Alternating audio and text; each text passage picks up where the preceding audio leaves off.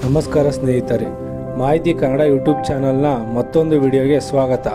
ಸ್ನೇಹಿತರೆ, ಇಂದು ನಾನು ಒಂದು ದುಃಖಕರವಾದ ಮಾಹಿತಿಯನ್ನು ಹಂಚಿಕೊಳ್ಳುತ್ತಿದ್ದೇನೆ.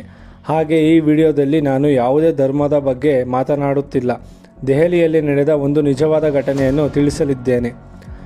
ಬುಧವಾರ ಮಾರ್ಚ್ 4ರಂದು ನಡೆದ ಹೋಲಿಯ ದಿನ ದೆಹಲಿಯ ಉತ್ತಮ್ ನಗರದ ಜೆ ಕಾಲೋನಿ ಏರಿಯಾದಲ್ಲಿ ಹೋಲಿ ಹಬ್ಬವನ್ನು ಒಂದು ಕುಟುಂಬ ಅವರ ಟೆರೆಸ್ ಮೇಲೆ ಹೋಲಿ ಆಡುತ್ತಾ ಇರುತ್ತಾರೆ. 11 ವರ್ಷದ ಹುಡುಗಿ ತನ್ನ ತಂದೆ ಕೆಳಗಡೆ ಇರುವುದನ್ನು ನೋಡಿ ಅವರ ಮೇಲೆ ವಾಟರ್ ಬಲೂನನ್ನು ಎಸೆಯುತ್ತಾಳೆ. ಆದರೆ ಅದು ಕೆಳಗಡೆ ಬಿದ್ದು ಅದರ ನೀರು ಮುಸ್ಲಿಂ ಮಹಿಳೆಯ ಮೇಲೆ ಸಿಡಿದಿತ್ತು. ಇದಾದ ಮೇಲೆ ಎರಡು ಕುಟುಂಬದ ನಡುವೆ ವಾಗ್ವಾದ ನಡೆಯಿತು. ನಂತರ ಘಟನೆ ಸುಧಾರಿಸಿತು. ಆ ಹುಡುಗಿಯ ಅಣ್ಣ ತರುಣ್ ಸ್ನೇಹಿತರ ಜೊತೆಗೆ ಹೋಲಿ ಆಡಿ ಮನೆಗೆ ಬರುತ್ತಿರುತ್ತಾನೆ. ಆವಾಗ 15ರಿಂದ 20 ಜನ ಮುಸ್ಲಿಂ ಹುಡುಗರು ಅವನನ್ನು ರೋಡಲ್ಲಿ ತಡೆದು ರಾಡ್ ಹಿಡಿಕೆಯಿಂದ ಹೊಡೆಯುತ್ತಿರುವಾಗ ತರುಣ್ ಕುಟುಂಬ ಮತ್ತು ಅಲ್ಲಿಯ ಸ್ಥಳೀಯ ಜನರು ರಕ್ಷಣೆಗೆ ಬರುತ್ತಾರೆ. ಅವರ ಮೇಲೆಯೂ ಹಲ್ಲೆ ಮಾಡುತ್ತಾರೆ. ಅದಾದ ನಂತರ ಅವನನ್ನು ಮಾತಾ ಚಂದನ್ ದೇವಿ ಹಾಸ್ಪಿಟಲ್ಗೆ ದಾಖಲಿಸುತ್ತಾರೆ.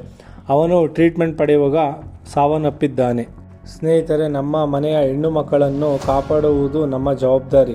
ಆದರೆ ಈ ಘಟನೆಯಲ್ಲಿ ಆ ಮಹಿಳೆಯನ್ನು ಯಾರೂ ರೇಗಿಸಿಲ್ಲ, ಹೊಡೆದಿಲ್ಲ ಮತ್ತು ಆಕೆಯ ಬಳಿ ಯಾರೂ ಕೆಟ್ಟದಾಗಿ ನಡೆದುಕೊಂಡಿಲ್ಲ. ಬಾಲಕಿ ಬಿಸಾಡಿದ ಬಲೂನ್ ನೀರು ಮಿಸ್ಸಾಗಿ ಆಕೆಗೆ ಸಿಡಿದಿದೆ ಅಷ್ಟೇ. ಇದಕ್ಕೆ 26 ವರ್ಷದ ತರುಣ್ ಕುಮಾರ್ ಎಂಬ ಹುಡುಗನ ಪ್ರಾಣ ಹೋಗಿದೆ. ಯಾವ ಧರ್ಮವಾಗಿದ್ದರೂ ಹಿಂಸೆಗೆ ಯಾವತ್ತೂ ಜಾಗ ಇರಬಾರದು. ಭಾರತದಲ್ಲಿ ಹಿಂದೂ ಮುಸ್ಲಿಂ ಸೇರಿದಂತೆ ಹಲವು ಧರ್ಮದ ಜನರು ಒಟ್ಟಾಗಿ ಬದುಕುತ್ತಿದ್ದಾರೆ.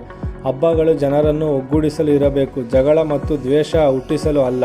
ಆದ್ದರಿಂದ ಇಂತಹ ಘಟನೆಗಳಿಂದ ನಾವು ಕಲಿಯಬೇಕಾದದ್ದು ಏನೆಂದರೆ, ಸಣ್ಣ ವಿಷಯಗಳನ್ನು ದೊಡ್ಡ ದ್ವೇಷಕ್ಕೆ ತಳ್ಳದೆ ಶಾಂತಿಯುತವಾಗಿ ಪರಸ್ಪರವಾಗಿ ಬದುಕಬೇಕು. ಸ್ನೇಹಿತರೆ, ಈ ಮಾಹಿತಿ ನಿಮಗೆ ಇಷ್ಟವಾದಲ್ಲಿ ಚಾನಲನ್ನು ಸಬ್ಸ್ಕ್ರೈಬ್ ಮಾಡಿ, ಶೇರ್ ಮಾಡಿ ಹಾಗೂ ಲೈಕ್ ಮಾಡಿ. ಜೈ ಹಿಂದ್, ಜೈ ಕರ್ನಾಟಕ ಮಾತೆ.